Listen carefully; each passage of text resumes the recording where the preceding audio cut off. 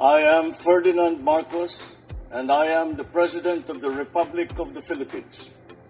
I stand today on behalf of 110 million Filipinos. Hello people and hello universe, it's me again. Shout out sa inyo mga kababayan. Hello sa mga beswa. Sa mga Marcos loyalists and supporters, nako mga bes. Ito na nga ba ang sinasabi natin eh. Nakikita yung guys, nakikita ko, yan po si Soljen Guevara at si Senator Bato. Okay, parang iyak naman yan si Bato. Si Soljen Guevara, seryoso. Sabi ko sa inyo naman masyado niyang ini-small yung pagkatao ni Trillanes.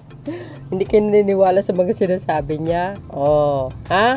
Mayroon tayong post na sinasabi natin, ICC is coming to town.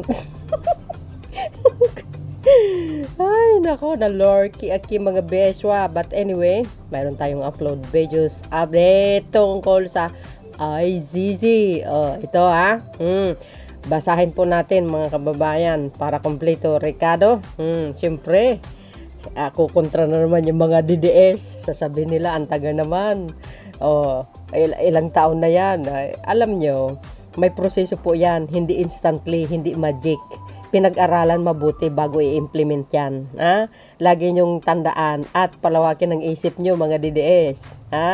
Hindi agad-agad yan. Hindi naman kasi basta-basta na mag-arrest sila na hindi pinag-aralan. Hindi naman po maganda yun. Lagi nyong iniisip pagdating sa batas may proseso. Okay? So dahil dito guys, ang sinabi po ng Impact Leadership. Yan Impact Leadership, one day ago, kahapon. Muna isang araw. Dumaan sa wall ko. See? What I see? Will not get in the way. Oh my goodness. Mga beswa, anong sabi?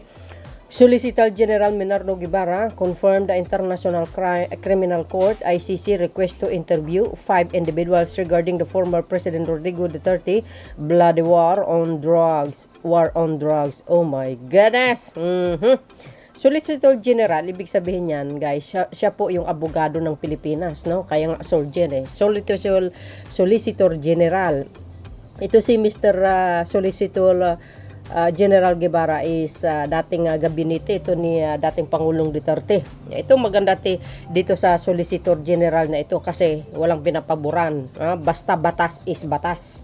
Abogado to guys In an interview with One News, the big story on Monday, July 29, Guevara did not name the individuals but said he was compelled to put things into context following former Senator Sonny Trillanes' post. Yan sabi ko sa inyo, iniswal niyo si Trillanes. Anong sabi ko? Dating senador din yan, kahit papano, at sundalo. Although may pagkakasala siya, pero mayroong kakayahan, mga kababayan. See? Trillanes had stated that former Philippine National Police, PNP Chief Senator Bato de la Rosa and Oscar Albayalde, along with 3 other former and current police official had been formally tagged as a suspect in the ongoing ICC investigation. Sabi ko sa iyo nag-iimbestiga ang ICC itong last year pa. Now, ayan tuloy, according to Guevara, a request was indeed. Yung request ay indeed made and coursed through the Department of Foreign Affairs, which is ang DFA early this month and was relayed to the Office of the Solicitor General and the Office of the President. Oh my goodness! Ibig sabihin guys, nandun kay Pangulong Marcos Jr., binasa niya na. However, Guevara stressed that the government is not preparing for anything despite the ICC requested because the Philippines withdrew from and terminated relation with the ICC on 2019.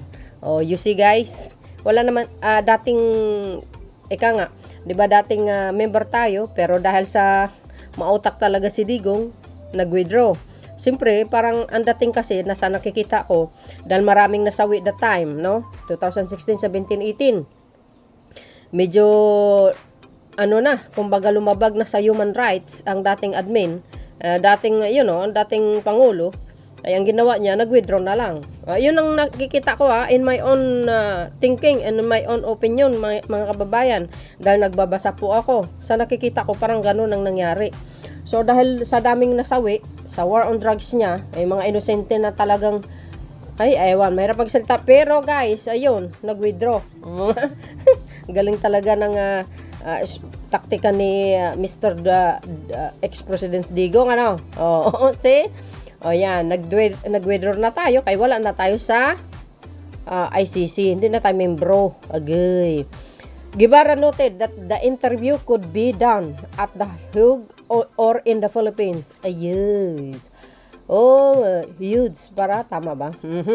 Guevara disclosed that his office has already recommended and replied to the ICC request, but the final decision would come from the office of the president. Ay, nako.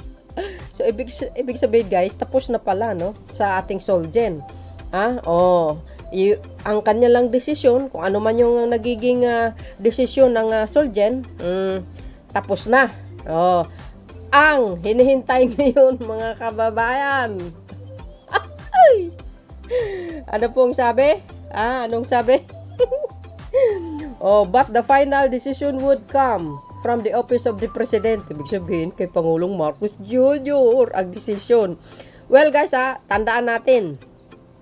Ang Pangulo, ang kanyang stand, sabi niya, uulitin natin dito paulit-ulit natin sinasabi. Pero pinapaalala natin sa ating mga kababayan, ang sabi ng Pangulo, hindi pwedeng mag-imbestiga ang ICC sa Pilipinas because there's no jurisdiction. Why? Kasi simple lang, sabi niya, mayroon tayong mga police, NBI, ombudsman, at gumagana ang justice system natin. Tama naman po yun, mga kababayan. Tamang-tama yung sinabi ni Pangulong Marcos Jr.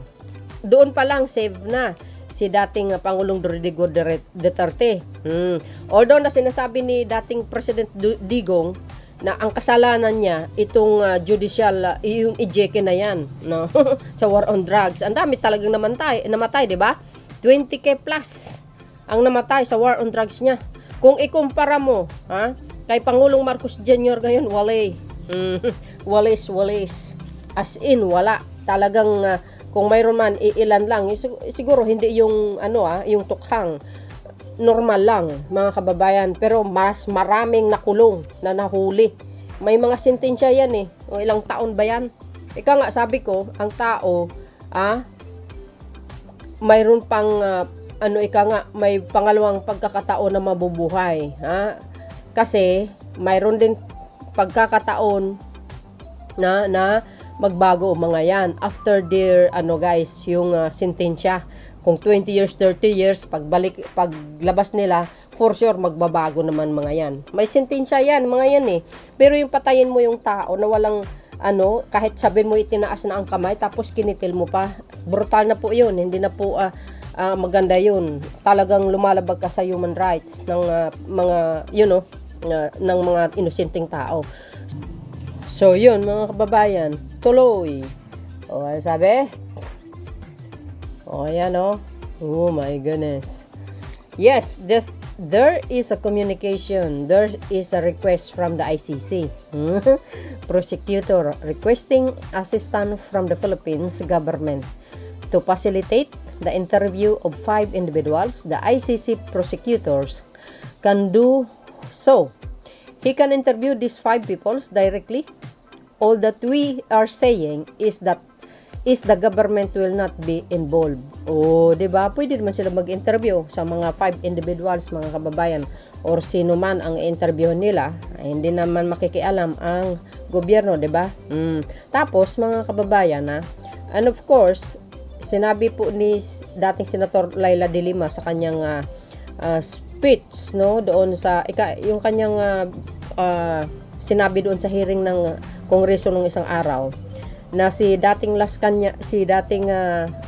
yung police, si Las Cañas, one of ICC na in-interview nila yon. So marami silang nakuha doon na impormasyon. And of course, Matubato at sino pa, si Mr. Asierto, for sure yan, baka na-interview ng ICC. Nako, siyang katerbang kahaharapin ng mga taong involved sa war on drugs. Agay! No will not get in the way. The ICC prosecutor can do that voluntary by himself, directly talking to these people. Oh. So, ibig sabihin guys, hindi sila pwedeng harangan. Ibig sabihin, parang, di ba, hindi na sila haharangan. Pabayaan na lang sila mag-interview by their, sa kanilang pamamaraan o ano bang klaseng pag-interview ang gagawin nila.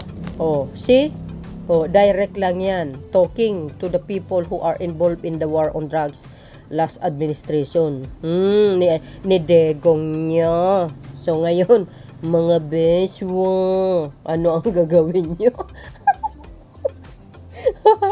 Yan po ay sinabi po ni Solgen Menardo Guevara. Oh my goodness. On the ICC request to interview 5 individuals regarding Rodrigo Duterte's bloody war on drugs, July 29, 2024. Ito, one day ago. Ayan na.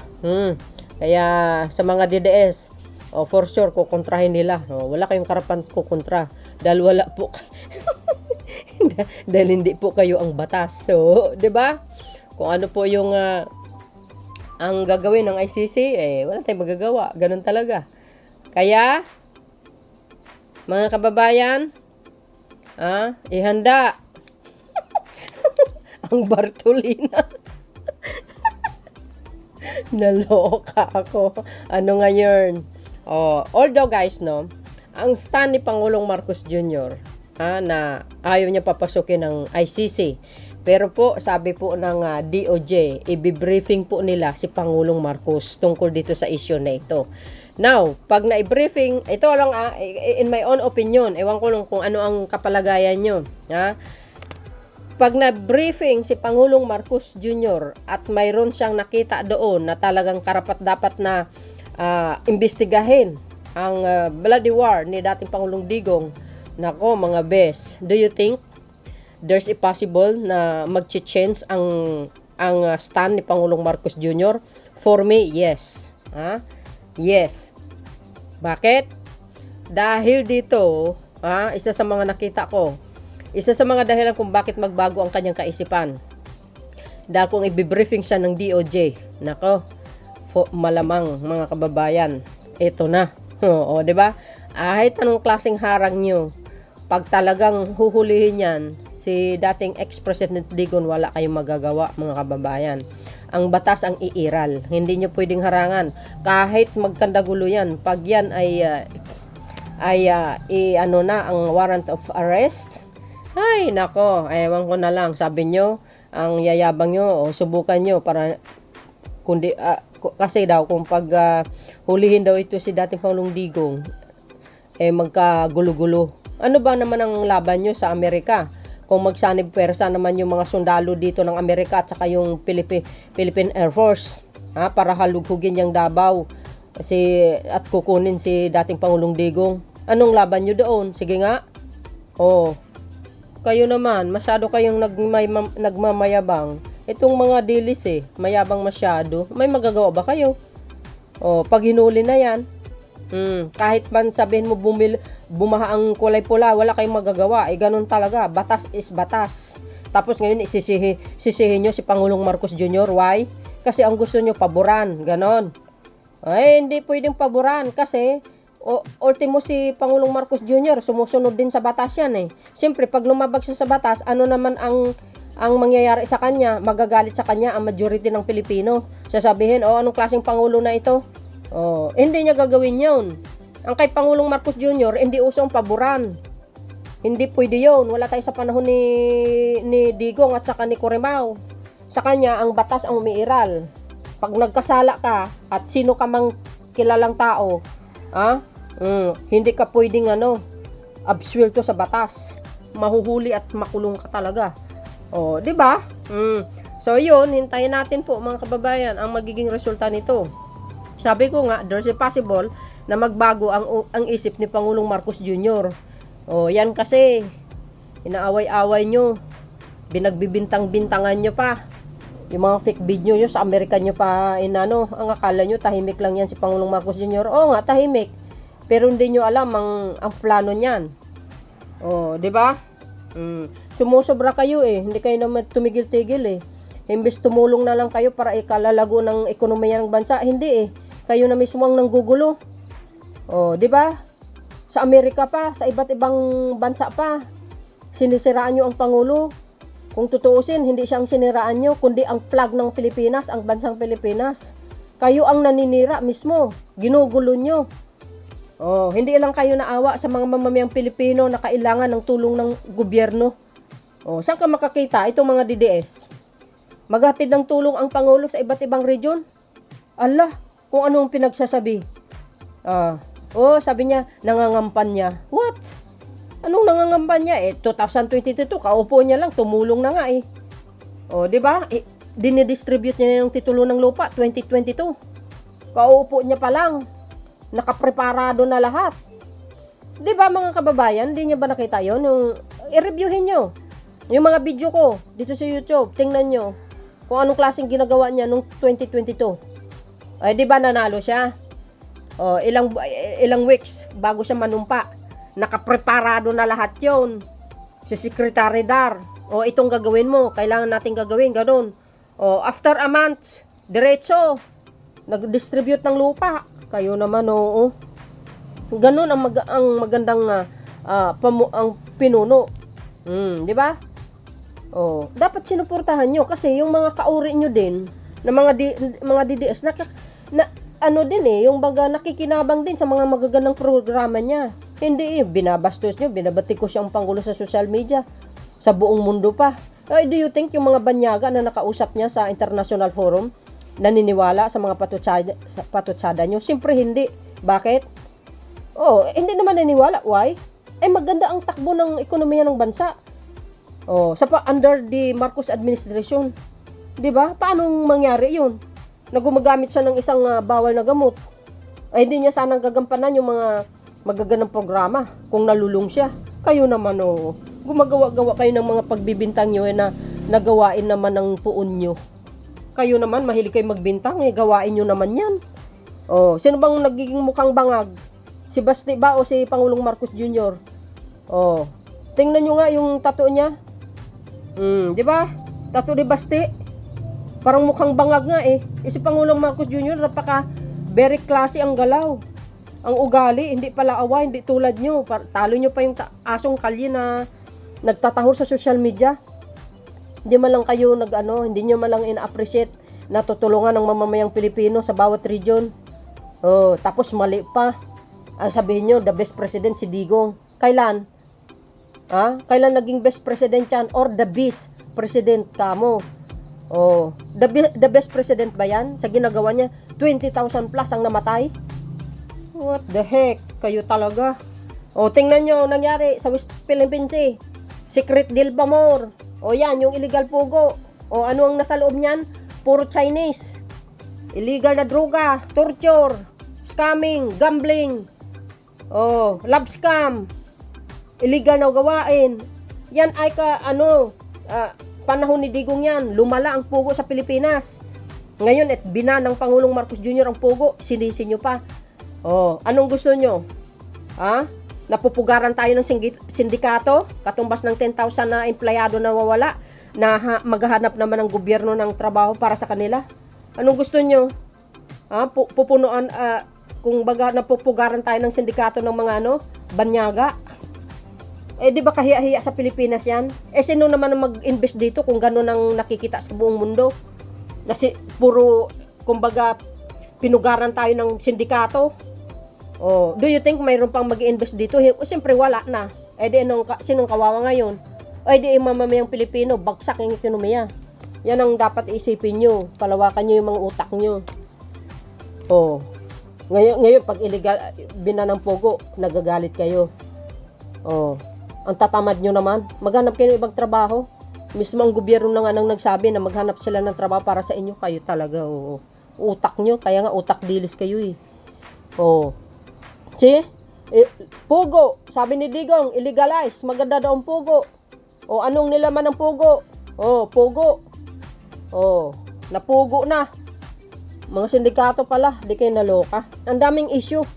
Yung past admin, di kayo naloka. But anyway guys, yun lang ang aking pinaka latest update video. Oh, prepare nyo.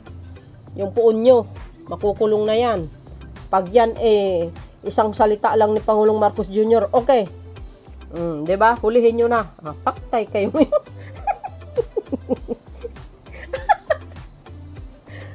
Pairalin ang batas. No one is above the law. Hindi ka pwedeng mag-above sa law. Dapat kailangan ang law ang nasa above. Oh, 'di ba? Ay, nako. So, yun mga kababayan, ang pinaka-latest updates ko sa inyo. See you again on my next upload videos. Ano po ang kapalagayan nyo, mga DDS? Hindi kayo mapalagayan, no? O, di, hintayin nyo. O. Well, ako, kung ano po ang desisyon ng Pangulong Marcos Jr., doon din po kami. Basta, batas ang masusunod. Siyempre, follow the rule of law. See you again guys on my next upload video. Bye bye bye and bye bye. God bless Philippines.